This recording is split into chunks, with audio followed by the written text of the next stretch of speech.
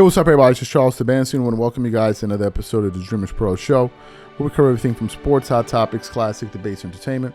And we give you guys a fresh perspective on things. And I always see them. And today we got a hell of a show for you guys today. But before we get into it, please make sure you like the video and sub to the channel. Also, and be sure to hit all notifications to be notified whenever we publish our content so you don't miss anything. Let's get into this topic here. As you guys know, today we're reacting to some games in the playoffs yesterday between the New York Knicks and the Indiana Pacers. They were able to win that game convincingly, the Knicks. And of course, the game that I was most interested in between the Denver Nuggets and the Minnesota Timberwolves. Now, going into this series and throughout this series, people in media have been saying that is Anthony Edwards the next coming of Michael Jordan? They even pushed this towards the end of the season. Michael Jordan, he himself even commented on it. And I saw what they were doing. Essentially, the NBA was they're searching for a new star, right? And if they can market it around Anthony Edwards and say he's going to be the face of the NBA and remind him of Jordan, they can milk that cow for at least the next 10 to 12 years. Now, to be fair to Anthony Edwards, he is a great, fantastic basketball player. Offensively, he's very skilled. He can hit the three. He has a great crossover dribble. He has good He has good dribbling skills. He has footwork. He plays defense. He wants to play defense. He doesn't have the size of Jordan. I think he's 6'5" or thereabout, 6'4", 6'5", whereas Jordan was 6'6", legitimate 6'6". But nevertheless, people have been trying to make that comparison. And if you're comparing a player to Michael Jordan, it means that you're also comparing him to Kobe. And I'm a Kobe Bryant fan. And if you're saying that this guy is the next Jordan Kobe, then I'm going to be watching you with a very, very close eye. Because you got to show me. You got to show me. One playoff series ain't enough. You got to show me. Because Kobe and Jordan are different breeds. Quite literally, of all the players that played in the NBA, those two guys are different from any other player that has ever played in the NBA. Those two guys specifically. So if you're getting ready to say that, you got to show me. You got to convince me as a Kobe Bryant fan. You got to show me. I got to see it. You're going to have to make me say, yeah, he got it. Like, I'm not just going to give it up to you just because you want me to, right?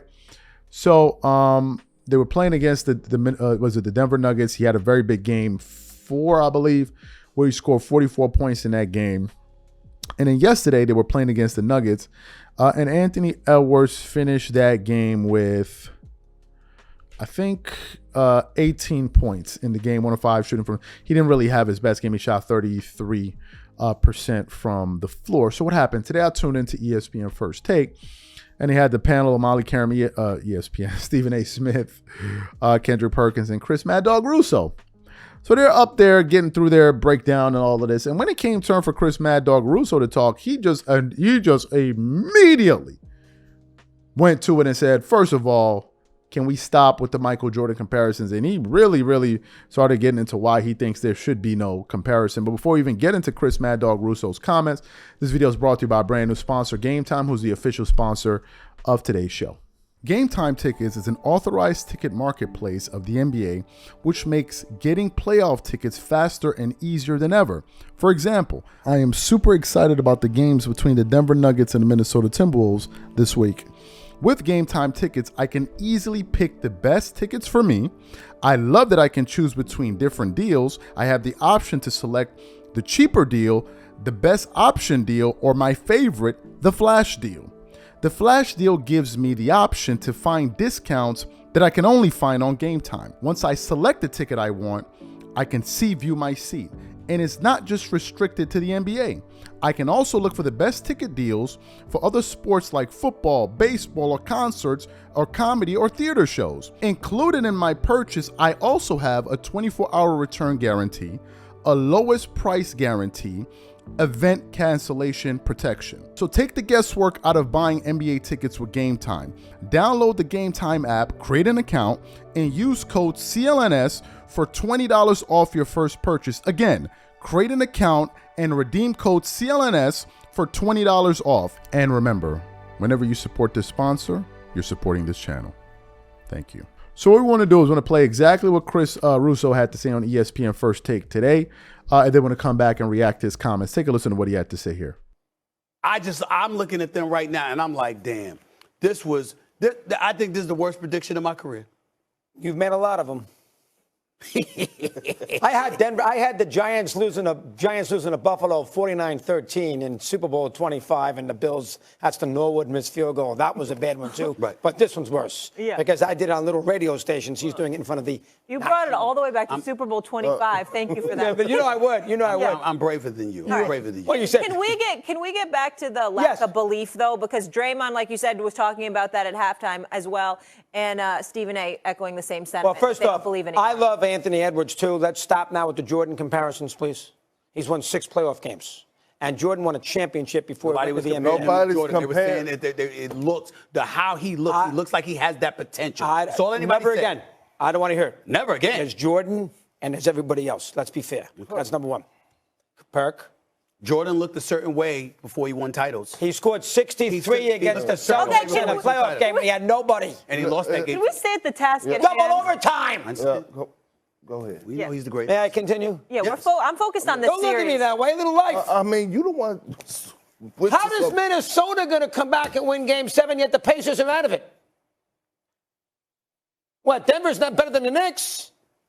Yet the Pacers can't win in Game 7, and the Timberwolves are going to go out there and beat the Nuggets in Game 7? That's not fair. Burke? It is fair. How is that fair? It is fair. Let me explain why.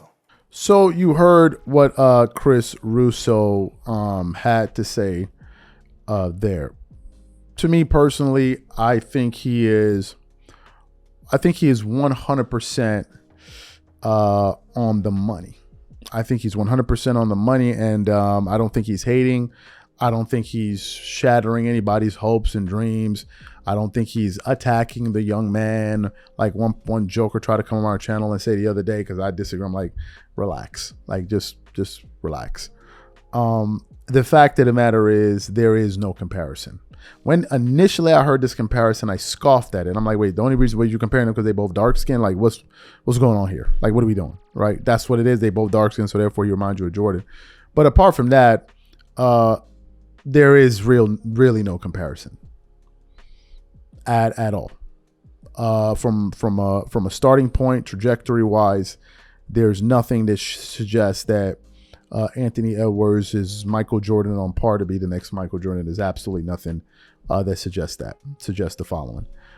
When Jordan got into the NBA, when Anthony Edwards got into the NBA, he was scoring 19 points as a rookie, coming into the league with 1 steal, 2.9 assists, 4.7 rebounds. When Jordan came into the NBA as a rookie, he was scoring 28 points per game on 51% shooting, 17% from the three. The following season, he scored 25. He only played 18 games that year. The following season, he scored 37 games. He played all 82 games, 37 points. He played all 82 games. That's the highest scoring average we've seen in the last 30 years in the NBA. Michael Jordan holds that. The very next season, he scores 35, and he goes on to win 10 scoring titles in a row. In Anthony Edwards' first 4 years in the NBA, his accomplishments are the following. He made the all-rookie first team. I'm talking about the NBA. And he made 2 all-star selections. What did Michael Jordan do in his first, in his first 4 seasons in the NBA? Michael Jordan was winning scoring titles. By 1988, he had already started winning MVPs. He was already he was winning all-star game MVPs in his first 4 seasons in the NBA. You know, he was making all first NBA teams when he did it. By 1988, he had already won a Defensive Player of the Year. And he was making multiple all-first defensive teams. There is no comparison. He was leading the league in steals and all of that. There is no comparison whatsoever. And sorry to break some people's hearts, but you need to relax. I think some of you guys really need to relax. Let Anthony Edwards be Anthony Edwards.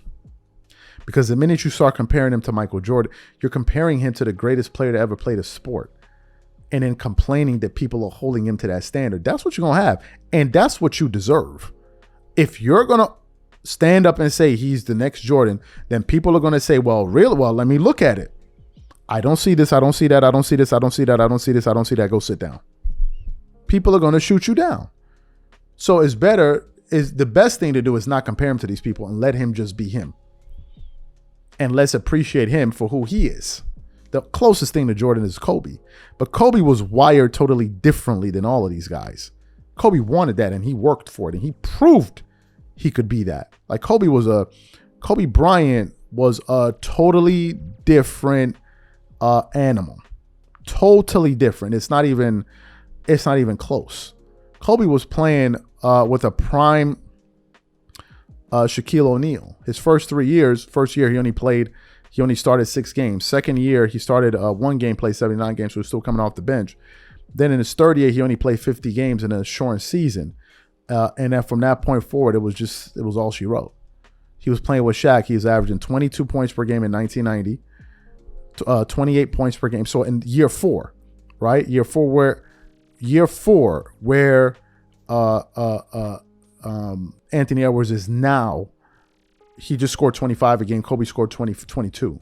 But in the next following seasons, Kobe was scoring 28 points per game, getting you 6 rebounds, 5 assists, 25 and 2, getting you 5.5 rebounds, 5 assists, 1.5 steals. Then he was getting you 30 points per game while playing with Shaq, 30 points per game while playing with Shaquille O'Neal, getting you 2 steals a game, 7 rebounds a game, 6 assists a game, and it just goes on and on and on. 24, 27.6, 35, 31.6, 28. Like, so let's pump the brakes. And along the way, he's making all NBA teams, all first defensive teams.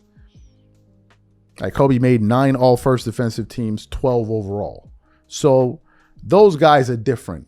My suggestion is let Anthony Edwards live and let him be his own man, and let's chill with all of these predictions and this hype. Like, let him be who he is. Let's not end his career before it gets started. Not end his career, but let's not throw a baggage on him that he doesn't need to be carrying at this point. These are my thoughts. Whatever you guys think, leave your thoughts in the comments, and we catch you guys on the next show. Peace.